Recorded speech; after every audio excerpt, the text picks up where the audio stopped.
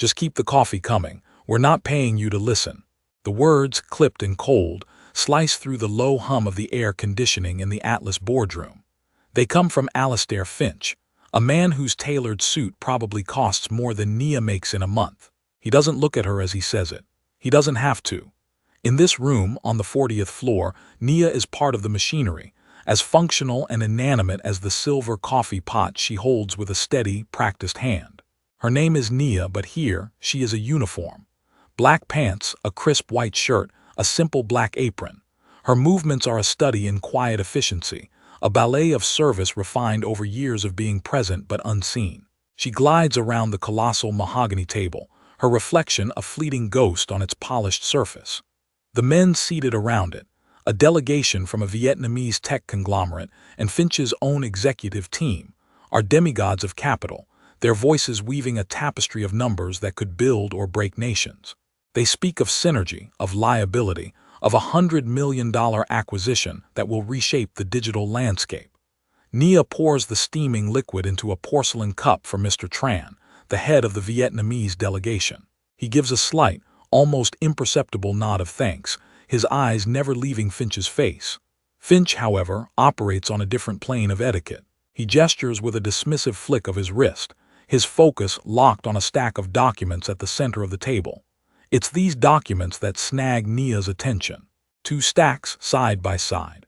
One is in English, its clean, double-spaced lines familiar to her. The other is in Vietnamese, a language whose diacritical marks and dense, flowing script she has come to recognize from the hotel's many international guests. She has seen bilingual contracts like this before, hundreds of them. They are always meticulously formatted to mirror each other, a visual promise of fidelity. Line for line, paragraph for paragraph, the structure is meant to be identical. But these are not. As she moves to refill a water glass, her eyes sweep over them again. It's a detail so small it would be invisible to anyone not trained to notice the minutiae. A smudge on a glass, a crooked place setting, a flaw in the pattern. The English draft of what she assumes is the core agreement has a section near the end, Clause 7. That is short, just a few lines. The corresponding section in the Vietnamese draft is a dense, heavy block of text, nearly twice as long. An alarm bell, faint but clear, chimes in the back of her mind. It's the same feeling she gets when she smells ozone near an electrical outlet or sees a hairline crack in a ceiling beam. The feeling of something being wrong. Finch is laughing now, a dry, humorless sound. Our legal teams have been over this with a fine-tooth comb for months. This is a formality, a done deal. The Vietnamese delegates smile, but their eyes are like polished stone, revealing nothing. Nia continues her silent orbit of the table, her presence so seamlessly integrated into the room's atmosphere that the men speak as if she isn't there. They talk about loopholes, about risk mitigation, about the translation firm they hired, one Finch personally vetted. The best in the business, he boasts, leaning back in his leather throne. The coffee pot is empty. Nia retreats to the credenza to fetch a fresh one. Her mind, however, doesn't leave the table. It's replaying the image of those two clauses. The disparity feels like a grammatical error in the language of power, a lie hiding in plain sight. Her job is to be silent, to be efficient, to be invisible. Her instincts, honed by a life spent observing from the margins, are screaming at her to do the opposite, to be erased from a room you are standing in. It's a peculiar kind of violence, quiet and suffocating. Would you endure this? To feel the weight of a crucial truth pressing down on your tongue while the world treats you as if you have no voice at all? She picks up the new pot, its weight a familiar comfort in her hands. She feels Finch's impatient gaze on her back, a silent command to hurry. He wants his coffee. He wants her to do her job and disappear. He has no idea that she just saw something that could unravel his entire $100 million victory lap. He sees a waitress. He has no idea who is actually in the room with him. As she steps back toward the table, her face is a mask of serene professionalism. Inside, the alarm bell is ringing louder now, a persistent, insistent clang. She places the coffee pot on its silver warmer, her hand steady, her expression unreadable. The ghosts of 1,000 other slights, 1,000 other moments of being underestimated, rise and settle around her shoulders like a well-worn coat. But this time, It feels different.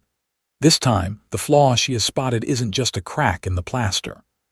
It's a crack in the foundation of the entire building, and she's the only one who seems to see it. The preliminary meeting concludes with a round of firm handshakes and thin smiles. As the Vietnamese delegation files out, their faces unreadable, Alastair Finch is a supernova of self-satisfaction.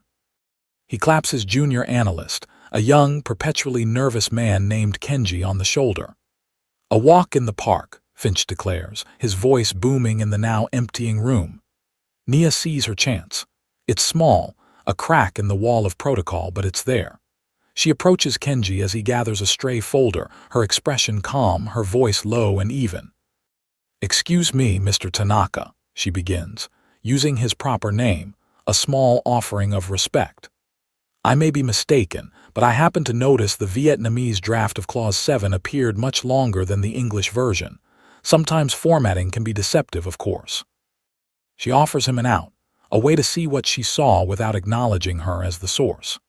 Kenji looks up, his eyes wide with a flicker of alarm that is quickly extinguished by a rush of institutional arrogance. He has been conditioned to see her uniform, not her intellect.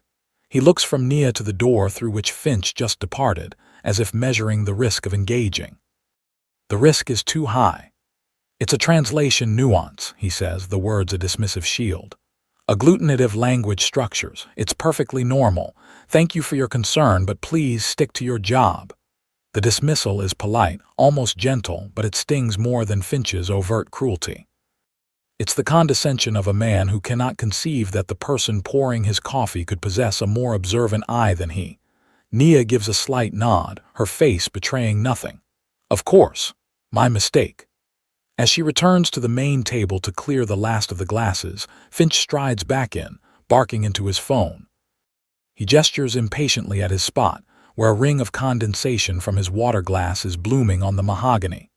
Nia moves quickly, picking up a fresh paper coaster from her service tray. The coaster is simple, embossed with the gold Atlas Hotel logo. It is a symbol of care, of attention to detail, of protecting a valuable surface from damage. She reaches to place it under his glass. Finch, still deep in his phone call, doesn't even look. He slides the glass away, catches the coaster with the edge of his hand, and crumples it into a tight, hard ball in his fist. He drops the mangled piece of paper into an empty saucer without breaking the rhythm of his conversation. The gesture is thoughtless, automatic. And for Nia, it is a perfect metaphor.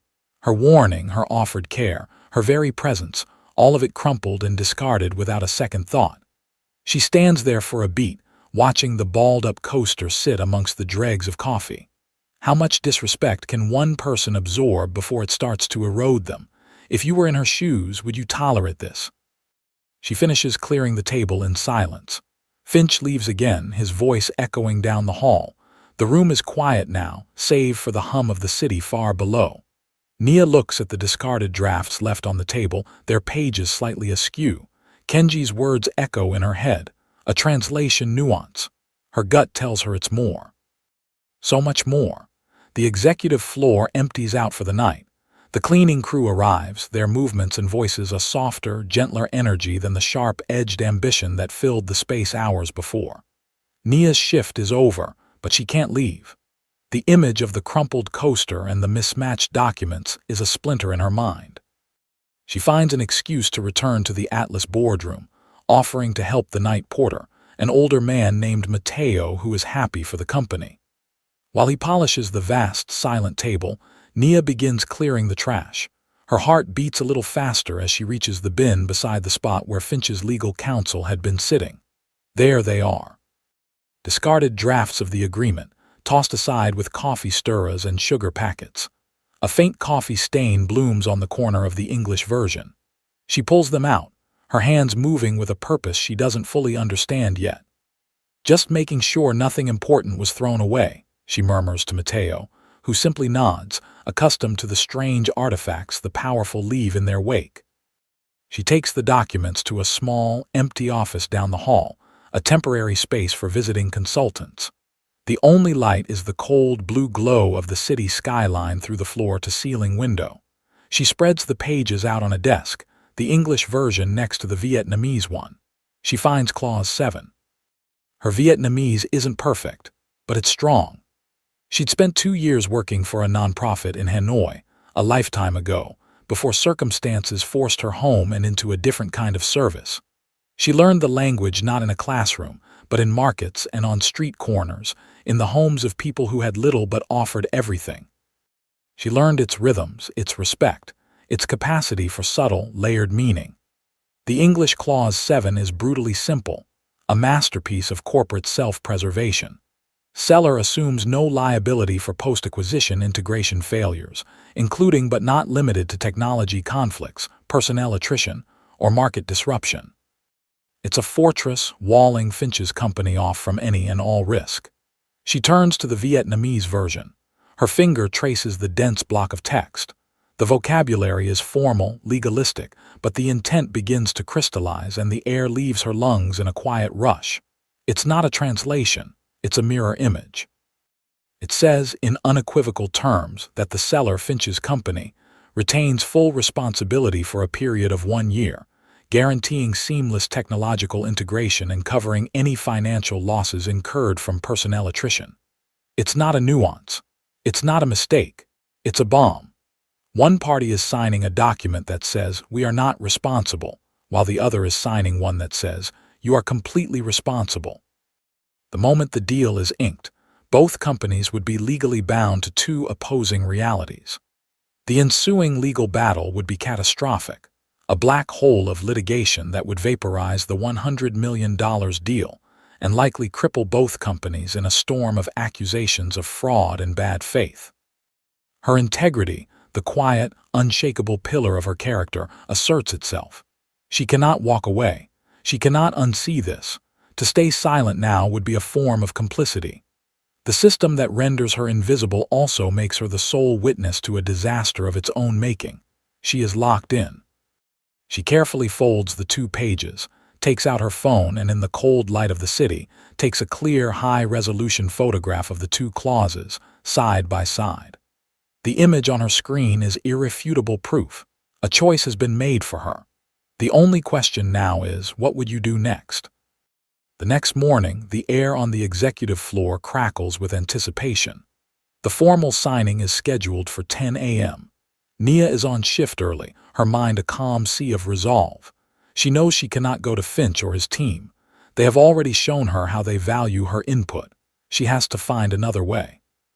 She sees Mr. Tran, the lead Vietnamese negotiator, stepping out of the elevator, accompanied by a younger aide. He is heading to the hotel's private lounge for a cup of tea before the meeting. This is her moment. Nia intercepts them not as a waitress, but as a person. She stands in their path, bows her head slightly in a gesture of traditional respect, and begins to speak. She doesn't use the casual, functional Vietnamese of the service industry. She uses the formal, polite tense, her tone measured and respectful, the language of a diplomat. Kin Thua Ong Tran, Honorable Mr. Tran. Zin Loi Da Lam Phin Ong, Toi Kai Ko Mat Kao Hoi Nhov Thur Tuk Thoi. I apologize for disturbing you. I just have a small procedural question. Mr. Tran stops, his eyebrows raising in surprise. The young aide's jaw goes slack. They were expecting an offer of coffee, not a formal address. Nia continues, her voice steady. Trong Kak Thoa Thuan Quoc Ti Lan Nhu the Nay, Ko Thuong Lila Ka Hai Ben Du Zem Zet Kai Luong Tung Kao Chu De Dam Bao Su Dong En Hat Tiat Doi Kong, Thua Ong. In large international agreements such as this, is it not customary for both parties to meticulously review the wording to ensure absolute mirroring? Her question is a masterpiece of indirect communication. She isn't warning him. She is asking for his wisdom. She isn't making an accusation. She is appealing to his sense of protocol.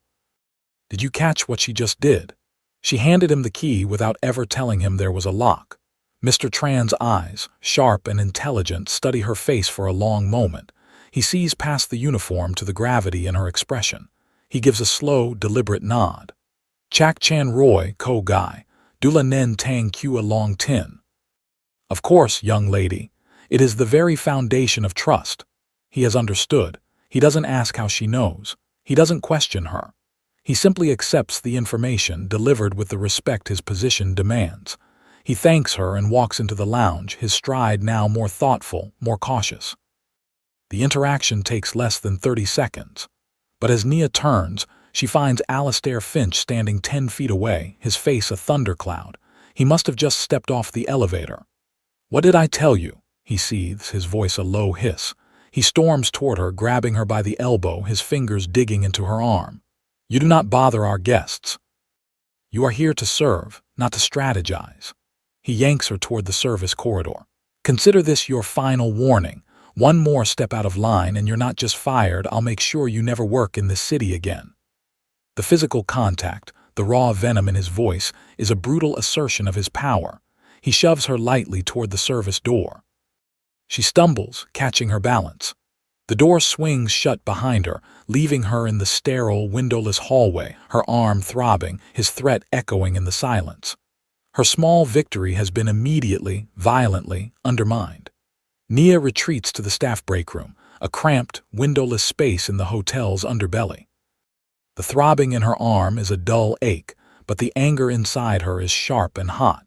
She forces herself to breathe, to push the fury down. Anger is a luxury she can't afford. Strategy is what she needs. Just as she's pouring herself a cup of water, Kenji Tanaka walks in. The junior analyst looks even more frayed than yesterday. His tie is slightly askew, and there are dark circles under his eyes. He doesn't seem to register Nia's presence at first, slumping into a chair and burying his face in his hands. He's the picture of a man drowning in pressure he can't handle. Nia watches him for a moment. She could walk away. He is part of the system that dismissed her. He is Finch's man. But she also sees the fear in his posture, the crushing weight of a career on the line. She sees a person, not just a suit. She walks over to the coffee machine, pours a fresh cup and places it on the table in front of him. She doesn't say anything. It's a simple, human gesture, an offering of warmth in a cold, unforgiving environment. Kenji looks up, startled. He sees the cup, then looks at Nia, his expression a mixture of confusion and shame. "He's going to crucify me if anything goes wrong," he mutters, more to himself than to her. He said the deal had to be perfect. Here is a crossroads, a moment where one human being can either turn away from another's pain or step closer. If you were there, would you step closer or stay silent? Nia chooses to step closer. "Everyone makes mistakes, Kenji," she says, her voice soft but firm. "The question is what you do after you realize one has been made." Her use of his first name, her calm, non-judgmental tone, seems to break through his wall of panic. He looks at her, truly looks at her for the first time. He sees the intelligence in her eyes, the quiet strength in her posture. He remembers her attempt to warn him yesterday. "You knew," he whispers. "Yesterday by the table, you knew something was wrong." "I suspected," she corrects gently. "Now I know for sure." The bond that forms between them in that moment is not one of friendship. Not yet. It is the desperate alliance of two people on the losing end of a power dynamic, both trapped by the same impending disaster. Kenji is a cog in the machine, but he's a cog with a conscience. Nia's quiet act of empathy has just given that conscience a reason to fight back. He is terrified of Finch, but perhaps, just perhaps, he's starting to become more afraid of what will happen if he continues to ignore the truth. He looks at the coffee, then back at Nia. "What do we do?" "First," Nia says, her voice dropping to a near whisper, "you need to see." She pulls out her phone, her fingers quickly navigating to the photo she took last night. She slides the phone across the small table. Kenji picks it up, his hand trembling slightly. On the screen, the two clauses are side by side, a stark, undeniable contradiction. Kenji's face drains of color as he reads. He lets out a small, choked sound. The clinical language of the clauses does little to soften the blow. He is staring at a meticulously constructed corporate guillotine, and his own neck is on the block. "This isn't about language," Nia explains, her tone as precise as a surgeon's. "It's about intent. The English version protects this company from all risk. It's an iron shield. The Vietnamese version makes the company liable for everything. It's a poison pill. They are not signing the same deal. They are signing two different mutually exclusive agreements." Kenji looks up from the phone, his eyes wide with horror. How could this happen? The translation firm Finch said they were the best. Maybe they are, Nia says. Or maybe someone gave them two different English documents to translate, one for the official file, one for the Vietnamese counterparts. The implication hangs heavy in the air. This might not be a mistake, it might be deliberate deception. The cost of this error is now terrifyingly clear to Kenji. If they sign, the deal will be built on a lie, vulnerable to immediate and catastrophic legal challenge. The Vietnamese company could sue for breach of faith, claim massive damages, and drag Finch's company through a public relations nightmare. If the discrepancy is exposed before the signing, the deal collapses anyway. Finch will look either grossly incompetent or maliciously deceptive. The result is the same, utter disaster. A rule, a clause in a contract is supposed to be a tool for clarity. But here, it has been twisted into a weapon. Have you ever seen a rule used like a weapon, designed not to protect, but to ensnare? Kenji is trapped. His choice is a brutal one. He can go to Finch, confess the catastrophic error that happened on his watch, and face the full, unmitigated fury of a man who does not tolerate failure. Finch would likely fire him on the spot and pin the entire fiasco on him. Or he can stay silent, pray no one notices, and chain himself to a lie that is guaranteed to explode. His third option is the most terrifying of all: trust the waitress. Trust the woman in the black apron who saw what he and his entire team of highly paid professionals missed. He looks from the phone back to Nia's calm, steady gaze. Comply with the system and lose his career, or defy it and risk what? Everything. He slides the phone back across the table. Finch will kill me, he says, his voice barely audible. He'll kill the company if you let him sign that, Nia replies, her voice devoid of judgment. Your career will be the least of his problems. She leaves the choice in his hands. The weight of it seems to physically crush him. Kenji, propelled by a desperate cocktail of fear and a newfound sliver of courage, makes his choice. He goes to Alistair Finch, but he does it wrong. Instead of presenting the stark, undeniable evidence on Nia's phone, he tries to manage the situation, to soften the blow. He finds Finch in his penthouse office, a glass-walled cage overlooking the city. Sir, Kenji begins, his voice trembling, there appears to be a minor discrepancy in the translation of Clause 7, a potential ambiguity. Finch, who is in the middle of a call with the board, puts his hand over the receiver. A what? Minor. There are no minor discrepancies on $100 million deal, Tanaka. Fix it. It might require a slight delay to the signing. Kenji trails off, his nerve failing him under Finch's icy glare. Finch's face darkens. A last-minute complication is a threat to his authority, an insult to his narrative of seamless victory. He ends his call abruptly. Who found this? He demands. Kenji hesitates. He could protect Nia, but his instinct for self-preservation takes over. I was doing a final review, sir. Finch doesn't buy it. His eyes narrow, scanning his memory of the past 24 hours. He remembers Kenji's nervousness, the hushed conversation he interrupted in the hallway. He remembers the waitress. He connects the dots with brutal efficiency. It was the waitress, wasn't it? Finch says, his voice dangerously low. The one who was bothering Mr. Tran. To Finch, this is not about a contractual error. It's about an unacceptable breach of protocol, an uprising from the lower decks. Nia is a variable he can't control, a disruption to the established order. He makes a call. Get me security and housekeeping. The waitress on the executive floor, Nia. I want her reassigned, effective immediately, basement laundry, and keep her there until I say otherwise. Finch turns back to Kenji. You will tell the Vietnamese delegation that our team found a minor clerical error and we are correcting it. You will handle this quietly. You understand? Yes, sir, Kenji says, his voice a ghost. 10 minutes later, as Nia is preparing the coffee service for the signing ceremony, 2 security guards and a stony-faced housekeeping manager approach her.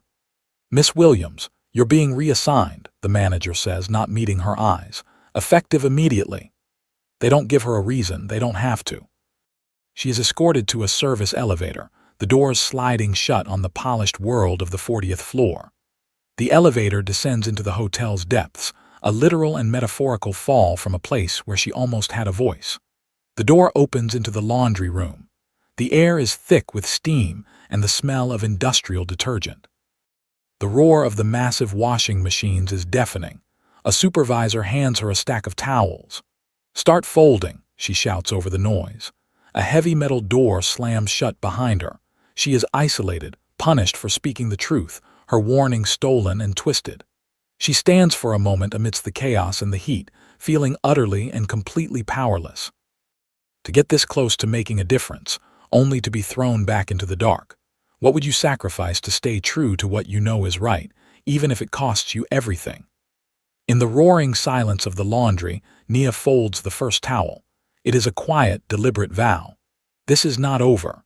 The roar of the laundry is a physical presence, a wall of sound that seems to press in on Nia from all sides.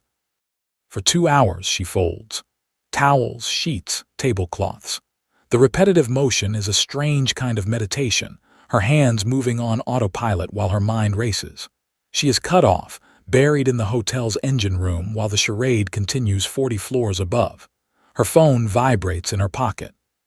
She pulls it out, shielding the screen from the prying eyes of the other workers. It's a text from Kenji. They're arguing. Tran brought in his own legal counsel. They're tearing the clause apart. Finch is losing it. The translator is useless. Another text comes a minute later. "It's falling apart. He's going to blame me." And a final, desperate plea. "Help." Nia reads the messages, her knuckles white as she grips the phone. The fear and panic radiating from Kenji's words are palpable, but beneath them she sees her opening. The system has failed. The men in charge have lost control. Their arrogance has led them to the edge of a cliff, and now they are looking down. This is the moment. This is where everything could flip. She makes a decision. There is no complex plan, no grand strategy. There is only the truth on her phone and the languages in her head. She takes a deep breath, the steamy air filling her lungs. She walks over to the supervisor, who is barking orders at a young laundry attendant. "I'm taking my break," Nia says, her voice calm and clear, cutting through the din. The supervisor turns, ready to argue, but something in Nia's eyes stops her. She sees a resolve that has no place among bleach and spin cycles. She simply nods. Nia walks out of the laundry room, leaving the noise and steam behind. She moves through the labyrinthine service corridors of the hotel's lower levels, her footsteps echoing in the concrete hallways. She doesn't take the service elevator. She takes the main staff elevator, the one that leads to the lobby. She walks through the grand, sunlit lobby, a sea of polished marble and quiet luxury. She is still in her uniform, but she walks with the purpose of a CEO. Guests turn to look at her, a minor curiosity. A woman in a waitress's apron walking with the unshakable confidence of someone who owns the building. She gets to the executive elevator bank. A security guard, broad and impassive, steps in front of her. "Service staff use the rear elevators," he says, his voice a monotone drone of authority. Nia looks him in the eye. "I have a meeting on the 40th floor," she says, her voice leaving no room for argument. "They're expecting me." She steps into the gleaming elevator car before he can protest. The doors slide shut, encasing her in polished brass. As the elevator ascends, she feels a strange sense of calm. She is rising from the depths, from the place they sent her to be forgotten. She is walking into the proving ground, not as a servant, but as the only person who can stop the building from burning down. The elevator doors open onto the 40th floor. The tense quiet of the hallway is immediately broken by the sound of shouting from the Atlas boardroom. The doors are slightly ajar. Nia hears Finch's voice, tight with fury, and Mr. Tran's, cold and sharp. Nia walks toward the sound. The guard from the lobby has radioed ahead. Another guard meets her in the hall, holding up a hand. "Ma'am, you can't go in there." "I can and I will," Nia says, not breaking her stride. She pushes past him. She enters the room. The scene is one of controlled chaos. The two delegations are on their feet, yelling at each other across the mahogany table. The official translator, a small, sweating man, looks utterly lost. Finch's face is crimson. Kenji is pressed against a wall, pale as a ghost. Every head turns as Nia walks in. A sudden, shocked silence falls over the room. "Get her out of here," Finch explodes, pointing a trembling finger at her. "Security, get her out." But before the guards can move, Mr. Tran holds up a hand. He recognizes Nia. He remembers the woman who spoke to him in the lobby, the one whose respectful, coded question planted the seed of doubt.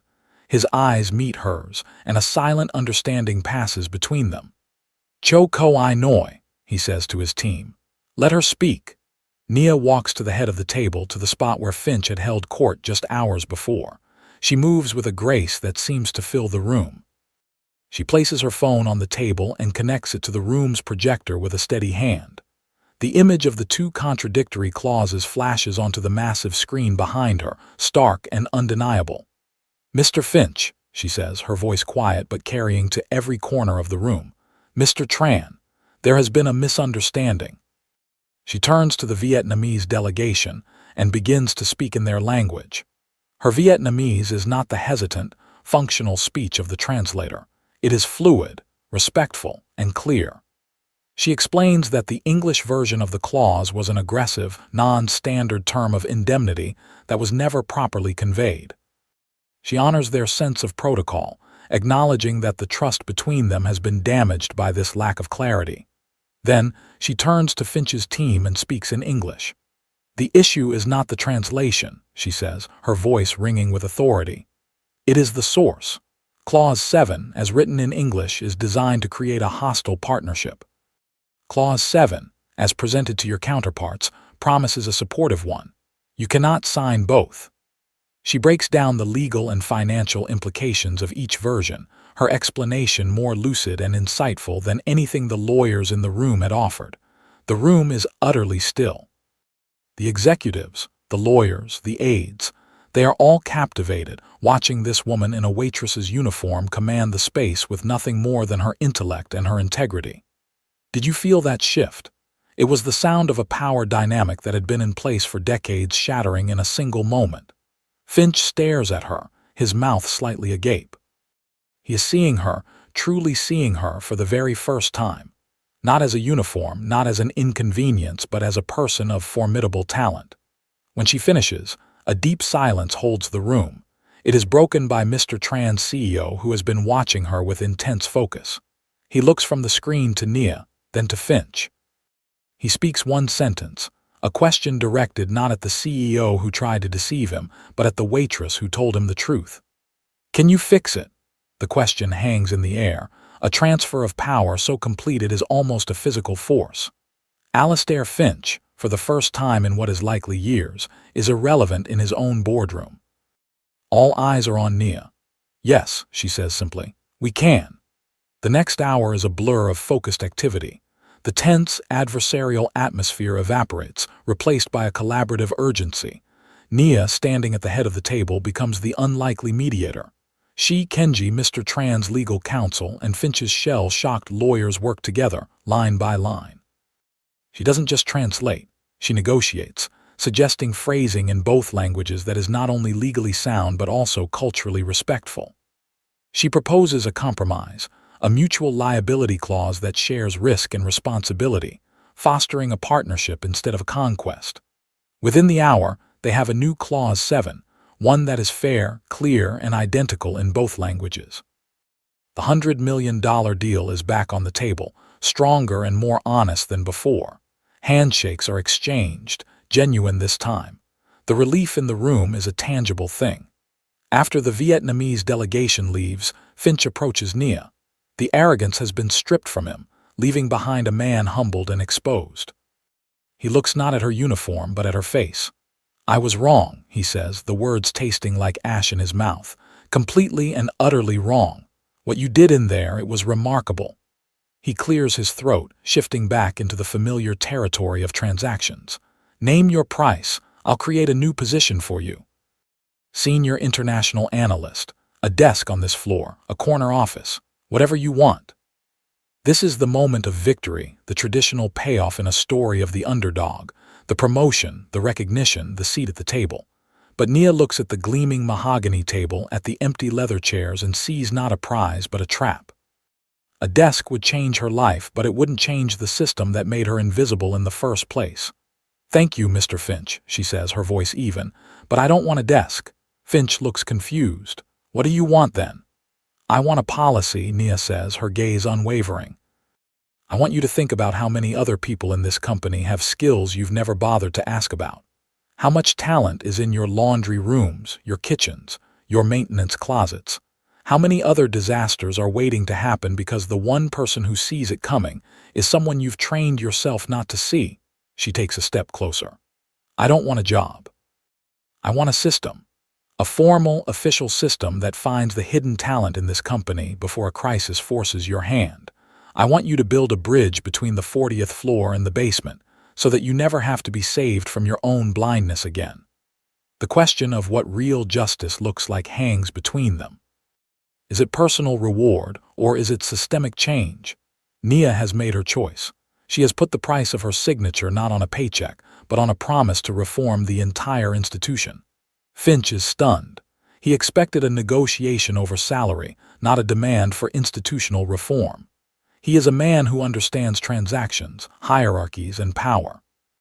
Nia is presenting him with a concept he has never had to consider, that the most valuable assets in his company might be the ones he pays the least. But the events of the day have shaken him. The public humiliation, the near-catastrophic failure, and the undeniable brilliance of Nia's intervention have cracked his armor of certainty. He also knows that several of his board members who were piped into the meeting remotely witnessed the entire reversal. The story of the waitress who saved the company is already spreading. He can't afford to ignore her.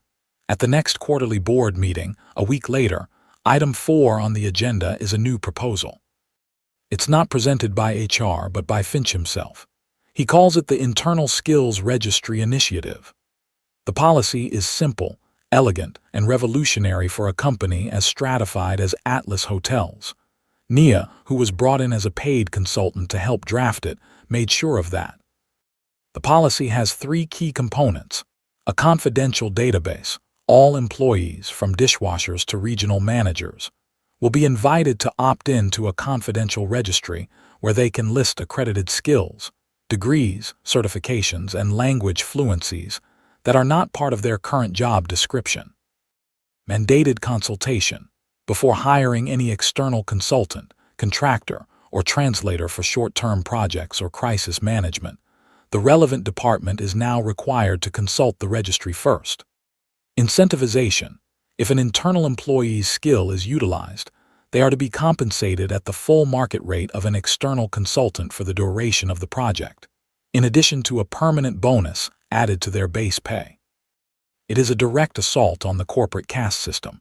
It declares that a person's value is not defined by their current role. When Finch finishes his presentation, a board member who had been on the video call during the crisis speaks up. "I saw what Miss Williams did. This isn't just good PR, it's a strategic imperative. I move we vote." The vote is unanimous. Finch looks over at Nia, who is sitting quietly at the side of the room. He signs the policy document with a firm, deliberate stroke of his pen. It is now official. The rulebook has been rewritten. Would this change be enough in your workplace? For Nia, it wasn't about creating a perfect system overnight. It was about creating a pathway. It was about forcing the people in power to acknowledge that talent doesn't wear a uniform, and that sometimes the most important voice in the room comes from the person you least expect. The initiative is born.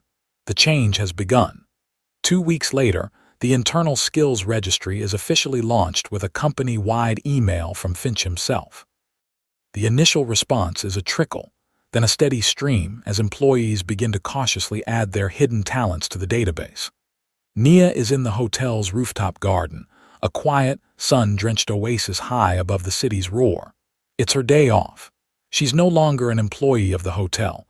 Her consultancy for the policy design is over. She is simply here, enjoying a quiet cup of tea. Kenji finds her there. He's been promoted to senior analyst, a move Finch made partly as an apology and partly because Kenji proved he could, eventually, listen. He approaches her table, not with the nervous energy of before, but with a new, quiet confidence. "I was hoping I might find you here," he says. "Hello, Kenji," Nia smiles, gesturing to the empty chair.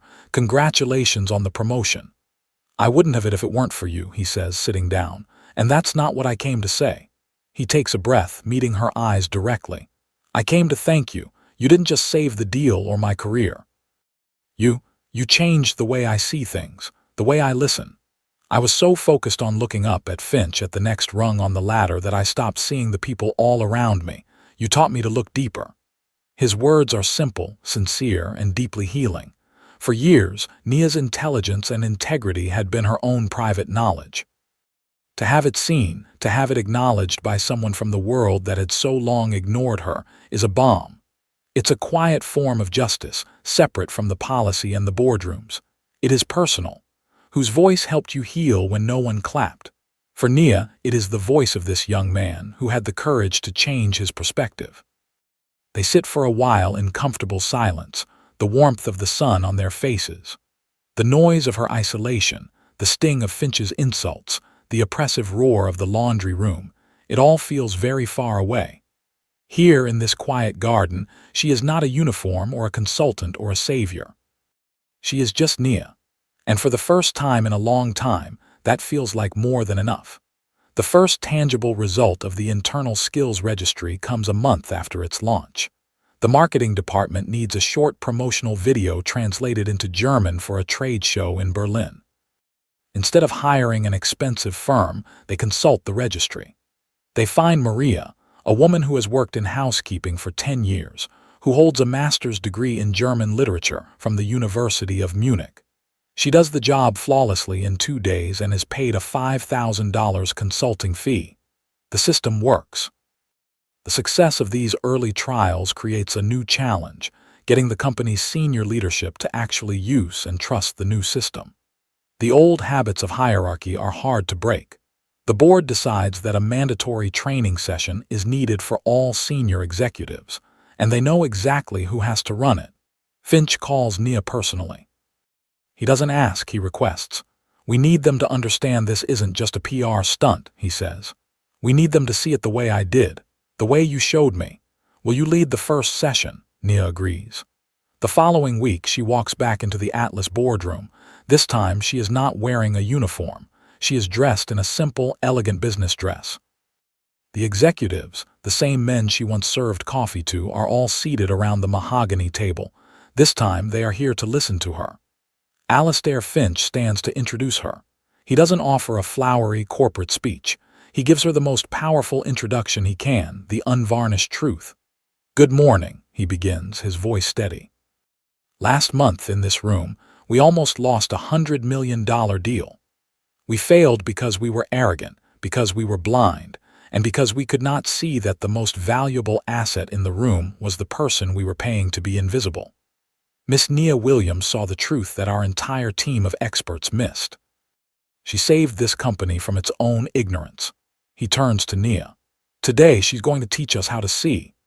It is recognition done right, agree. It is not praise, it is a statement of fact. It is not an apology, it is an acknowledgement of a lesson learned." He has given her the floor not as a favor, but as a sign of earned, undeniable respect. Nia walks to the podium, nods to Finch, and looks out at the powerful men waiting to hear what she has to say. Nia stands at the head of the boardroom table. The presentation for her training session, titled "Hidden Assets, Rethinking Corporate Value," is loaded on the screen behind her. The room is silent, expectant. The senior executives, men accustomed to giving orders, are poised with pens and notepads, ready to receive them. As she is about to begin, a member of the hotel's service staff enters the room. It's a young woman in the same crisp black and white uniform Nia once wore. She moves with the same quiet efficiency, carrying a tray with glasses and a pitcher of ice water. She circles the table, placing a glass in front of each executive. Then, she follows with a second pass. From a separate tray, she carefully places a small object next to each glass. It is a coaster. But it is not the flimsy, disposable paper coaster that Finch had crumpled in his fist. This is a thick, substantial square of dark leather, the Atlas Hotel logo elegantly embossed in gold in the center. It is a permanent object, designed for preservation and respect. It is an item of quality, meant to protect the table, a small but significant investment in maintaining a valuable asset. Nia pauses, watching the young woman place a leather coaster beside Alastair Finch's glass. He looks at it, then up at Nia. Their eyes meet across the length of the polished table. He understands. He nods slowly, a silent acknowledgement of the symbol and the journey it represents. The coaster, once a metaphor for Nia's disposability, A thing to be used and discarded without a thought is now an echo of the new philosophy. It is a testament to the idea that the foundational elements, the things that support the larger structure, are worthy of respect and investment. Did the object's meaning change for you too? It has been transformed from a symbol of ignorance into a symbol of enlightenment. Nia smiles, a subtle, knowing smile. The young woman finishes her task and exits the room as silently as she entered. Nia takes a breath and begins her presentation. "Good morning," she says, her voice filling the silent room. "Value is often hidden in plain sight. Today, I'm going to tell you a story about a crumpled piece of paper." The final scene is not of Nia. It is not of Finch. It is of a computer screen in the hotel's bustling human resources office. Months later, the screen is open to the internal skills registry portal. A manager is scrolling through the list, looking for someone to help with a plumbing schematic for a new renovation. The list scrolls by. A quiet revolution in digital form. Carlo's kitchen staff. Certified master electrician Sophia, concierge fluent in Arabic. BS in logistics David Valet. Certified public accountant, CPA Maria. Housekeeping, MA in German literature. The manager stops scrolling. He's found what he's looking for. Matteo, night porter, retired master plumber. 30 years experience. He clicks on Matteo's name. A new system, a new way of seeing is seamlessly at work. The camera pulls back, leaving the office and soaring up back to the 40th floor. Nia is there, but just for a visit. She stands with Finch by the vast window, looking down at the city below. They are not boss and employee. They are architects of a new kind of workplace. "The registry has already saved us over $200,000 in consulting fees," Finch says quietly. "But that's not the important part. The applications for entry-level positions are up 30%. People are saying they want to work for a company that invests in them." Nia nods, watching the endless stream of traffic far below. Each car is a person, a life, a collection of skills and dreams, mostly invisible from this height. "They didn't give me a seat at their table," she thinks, her gaze sweeping across the boardroom behind her. "We built a new one together." The room is empty now, but it feels different. It is no longer just a space for the powerful. It is a space of potential, its very foundation strengthened by the recognition of the worth of every single person in the building, from the penthouse to the basement. It started with a quiet warning they laughed off. It ended with a legacy of dignity. What does it take for a room to truly change? Sometimes it just takes one person who refuses to be silent.